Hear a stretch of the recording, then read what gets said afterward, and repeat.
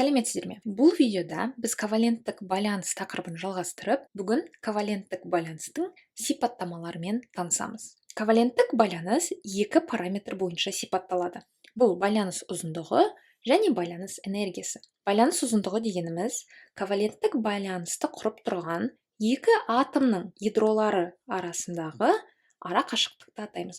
Мысалы, мына мысалда бізге хлор молекуласы берілген. Хлор молекуласы байланысқан кезде осы екі хлор атомдарының ядроларының арасындағы мына ара қашықтық байланыс ұзындығы болып анықталады. Хлор молекуласындағы хлор атомдар арасындағы байланыс ұзындығы 2 ангстромға тең екен. Екінші параметр бұл байланыс энергиясы. Байланыс энергиясы дегеніміз бір коваленттік байланысты үзу үшін қажетті энергияны атаймыз. Коваленттік байланысты үзген кезде, мына екі хлор атомдарының арасындағы байланысты үзген кезде, бізде екі бөлек хлор атомы түзіледі. Бұл процесс эндотермиялық процесс, яғни бұл байланысты үзу үшін маған белгілі бір энергия, жылуды беру керек. Сол жылуды энергияны берген кезде менде коваленттік байланыс үзіледі. Мына хлор молекуласындағы екі хлор атом арасындағы байланысты үзу үшін, егер мен 1 моль хлор молекуласын алатын болсам, маған 243 килоджоуль энергия қажет екен. Нәтижесінде көріп тұрғандай, екі хлор атомы түзіледі. Біздің каналымызда химиялық байланыс плейлистінің ең бірінші видеосы бұл коваленттік байланыс қалай түзіледі. Сол видеода біз осындай графикпен таныстық. Бұл график нені көрсетеді? X осьте бізде мынау хлор молекуласы үшін берілген график. X осінде бізде хлор атомдарының арасындағы ара қашықтық көрсетілген, яғни хлор атомдар арасында ара қашықтық өсіп жатыр мына жерде. Ал Y осі бойынша бізге потенциалдық хлор молекуласының потенциалдық энергиясы көрсетілген. Көріп тұрғандай, ара қашықтық өскен сайын бірінші потенциалдық энергия бізде төмендейді, және ара қашықтық өсе келе бізде потенциалдық энергия қайтадан өсіп, 0-ге дейін осылай өседі. Бұл графиктің ең төмен потенциалдық энергиясын алатын болсам, бұл мына минимум нүкте. Бұл минимум нүкте нені көрсетеді? Бұл хлор молекуласының ең төмен потенциалдық энергиясы, яғни бұл хлор молекуласының ең тұрақты күйі болып келеді. Және ең тұрақты күйіндегі хлор атомдарының арасындағы ара қашықтық 2 ангстром, біз оны жаңа көрдік. Яғни хлор атомның арасындағы байланыс ұзындығы 2 ангстромға тең. Ал Y осі бойынша, егер мен мына нүктенің Y осіндегі координатасын табатын болсам, бұл минус 243-ке тең екен. Яғни, хлор молекуласының ең тұрақты күйіндегі потенциалдық энергиясы минус 243 килоджоуль. Яғни, маған хлор молекуласындағы хлор атомдарының арасындағы байланысты үзу үшін 243 килоджоуль энергияны беріп, мен ол байланысты үзе аламын. Бұл менде байланыс энергиясы. Яғни, осы график бойынша потенциалдық энергиясының ең минимум нүктесі бойынша байланыс ұзындығын және байланыс энергиясын таба аласыз. Енді байланыс ұзындығы мен байланыс энергиясының арасындағы қарым-қатынасты көрейік. Мына мысалда маған 3 коваленттік байланыс берілген. Бұл молекулалар емес, бұл коваленттік байланыстар. Бұл азот пен сутек арасындағы байланыс, дара байланыс, оттек пен сутек арасындағы бір дара байланыс, және фтор және сутек арасындағы бір дара байланыс берілген. Бұл коваленттік байланыстарда көріп тұрмыз, сутек ортақ болып келеді. Ондаша, мен азот, оттек және фтор атомдарының атомдық радиустарының өзгеруі бойынша мына байланыс ұзындығының қалай өзгеретінін таба алам ба? Бұл үшін периодтық жүйені қолданайық. Период бойынша бізде атомдық радиус төмендейді. Неліктен? Себебі бізде ядро заряды өсіп, атом көлемі кішірейеді. Яғни, азот, оттек және фтор қатарында менде атомдық радиус азоттан фторға қарай төмендейді. Яғни, фтор ең кіші атом болады, ал азот осы қатарда ең үлкен атом болып келеді. Ондаша, мен азот пен сутек арасындағы байланыс ұзындығы ең ұзын деп атай аламын, ал фтор мен сутек арасындағы байланыс осы қатарда ең қысқа деп те атай аламын. Енді көрсетейік олардың байланыс ұзындығын. Шынымен де азот пен сутек арасындағы байланыс 98 пикометр, оттек пен сутек арасындағы байланыс 94, ал фтор мен сутек арасындағы байланыс 92 пикометрге тең. Яғни мына қатарда атомдық радиус сияқты олардың байланыс ұзындығы да төмендеп жатыр. Ал олардың байланыс энергиясы қалай өзгереді екен? Көріп тұрғандай, байланыс энергиясы керісінше өсіп жатыр. Яғни азот пен сутек арасындағы байланыс ең ұзын болып келеді, 98 пикометр, алайда оның байланыс энергиясы ең төмен, 386. Оттек пен сутек үшін ол одан да көп өседі, және ал фтор мен сутек арасындағы байланыс ең жоғары 565 килоджоульға тең. Бұл қарым-қатынасты біз график ретінде көрсететін болсақ, көріп тұрғандай, байланыс ұзындығы өскен сайын байланыс энергиясы төмендейді. Немесе керісінше, байланыс ұзындығы қысқарған сайын байланыс энергиясы ұзарады.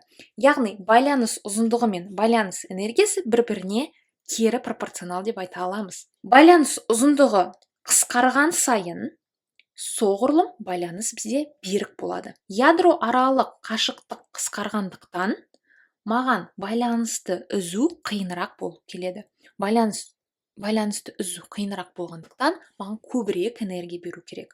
Сондықтан байланыс ұзындығы қысқарған сайын байланыс берік болып, байланыс энергиясы өседі. Келесі мысалды қарастырайық. Бұл жерде көміртек пен фтор, көміртек пен хлор, көміртек пен бром және көміртек пен йод арасындағы коваленттік байланыс көрсетілген. Бұл 4 байланысқа ортақ көміртек болып келеді. Не өзгеріп жатыр бізде? Фтор, хлор, бром және йод берілген. Олар барлығы 7-ші атофшыда орналасқан. Ондаша, осы қатарда байланыс ұзындығы қалай өзгереді екен? Топ бойынша төмен жүрген сайын бізде атомдық радиус өседі. Себебі бұл жерде электрондардың саны көбейіп, электрон бұлты өсіп, атомның көлемі де ұлғаяды. Яғни, мына қатарда фтор ең кішкентай атом, және төмен жүрген сайын йод бізде ең үлкен атом болып келеді. Мына қатарда байланыс ұзындығы да солай өзгеру керек. Яғни, көміртек пен фтор арасындағы байланыс ұзындығы ең қысқа, және көміртек пен йод арасындағы байланыс ең ұзын болып келеді. Және ол шынымен де солай екен. Бұл қатардағы байланыс ұзындықтарын мен мына мақаладан алдым.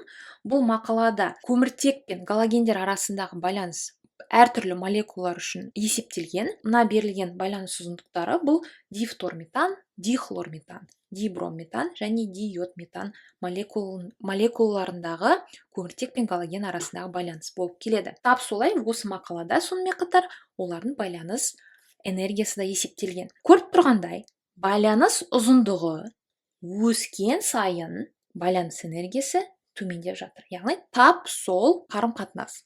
Олар бір-біріне кері пропорционал келеді. Оны да график ретінде көрсететін болсақ, көріп тұрмыз, байланыс ұзындығы қысқарған сайын, яғни міне байланыс ұзындығы қысқарып жатыр, байланыс энергиясы бізде керісінше өсіп жатыр. Бұл да тап сол себеп үшін, яғни байланыс қысқарған, ядро аралық қашықтық қысқарған сайын бізге сол коваленттік байланысты үзу қиынырақ болып келеді. Себебі екі атом бір-біріне өте жақын орналасқан. Яғни бұл қатарда ең берік байланыс бұл көміртек пен фтор арасындағы байланыс, себебі оның ядро аралық қашықтығы, яғни байланыс ұзындығы ең қысқа болып келеді.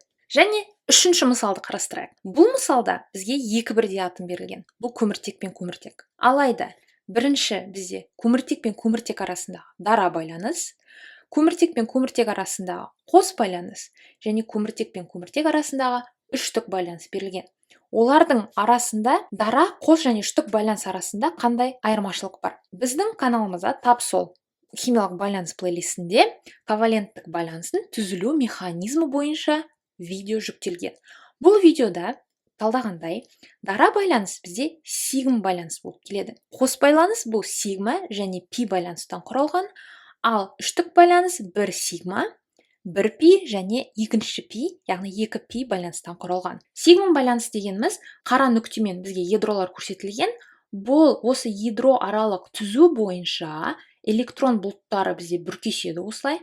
Яғни бүркесу аймағы ядро аралық түзу бойында орналасады. Ал пи байланыс П орбитальдарының бүйір жақтарымен бүркескен кезде осылай түзілетінін біз білеміз. Осы қатарда байланыс ұзындығы қалай өзгереді? Көріп тұрғандай, көміртек пен көміртек арасындағы дара байланыс ең ұзын болып келеді. Қос байланыс қысқа және үштік байланыс одан да қысқа, 120 пикометр. Неліктен байланыс еселігі өскен сайын байланыс ұзындығы бізде қысқарады. Бұл осы электрон бұлттарының бүркесуіне байланысты. Бізде тек қана сигма байланыс болған кезде орбитальдар осылай бүркеседі. Алайда сигма байланысқа пи байланыс қосылған кезде көріп тұрғандай, пи байланыс құру үшін пи орбитальдар бізде осылай бүйір жақтармен бүркесу керек. Олар осылай бүркесу үшін ядролар бір-біріне барынша жақын орналасу керек. Осы пи байланыс түзілген кезде олар осылай бүйір жақтарымен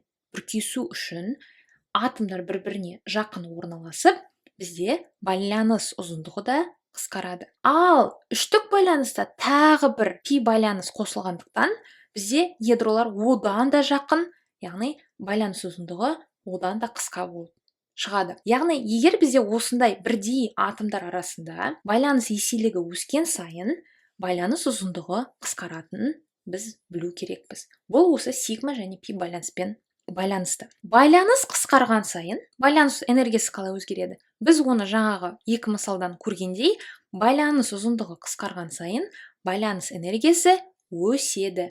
Яғни бұл қатарда маған көміртек пен көміртек арасындағы үштік байланысты бұзу үшін көбірек энергия керек. Бұл шынымен де солай. Көріп тұрмыз, дара байланысты үзу үшін маған 348, қос байланысты үзу үшін 614, ал үштік байланысты үзу үшін 839 килоджоуль энергия керек екен. Бұл да немен байланысты? Бұл біріншіден әрине жаңағы байланыс ұзындығымен байланысты. Екіншіден бұл әрине бізге байланысты үзу үшін пи байланысты үзу керек және сигма байланысты үзу керек. Яғни үштік байланыс үшін маған 1 сигма 2 пи байланысты үзу керек. Қос байланыс үшін 1 сигма 1 пи байланысты үзу керек. Ал дара байланыс үшін тек қана 1 сигма байланысты үзу керек екен. Сондықтан бұл жерде де тап сондай қарым-қатынас, яғни байланыс ұзындығы қысқарған сайын байланыс энергиясы да өседі. Неғұрлым атомдарды байланыстыратын электрондар саны көп болса, яғни бізде байланыс еселігі артса, себебі мына жерде көріп тұрмыз, бізде 6 электрон бар, мына жерде 4 электрон, ал мына жерде 2 электрон. Соғұрлым байланыста берік болады, яғни ядро аралық қашықтық бізде қысқарады және байланыс энергиясы өседі. Енді мен сіздерге осындай өздік жұмыс бергім келіп тұр. Өздік жұмыста 3 мысал берілген. Осы 3 берілген қатарда сізге байланыс беріктігі мен байланыс ұзындығын қалай өзгеретінін табу керек. Бұл жерде олардың сандық мәнін білудің еш қажеті жоқ. Сізге тек қана периодтық жүйе қажет болады, және бұл өздік жұмысты шығарып болғаннан кейін біздің видеоның төменде жазбаша нұсқада жауапты көріп, сіз өзіңіз жауабыңызды салыстыра аласыз. Сонымен бұл видеода біз коваленттік байланыстың сипаттамаларымен таныстық. Бұл байланыс ұзындығы және байланыс энергиясы, және байланыс ұзындығы мен байланыс энергия арасындағы қарым-қатынасты көріп, олар қалай өзгеретінін талдадық. Бұл видео бойынша сұрақтарыңыз болса, төменде комментария жазуыңызға болады. Бұл видео ұнаса, лайк батырмасын басып, біздің каналымызға жазылуды ұмытпаңыз.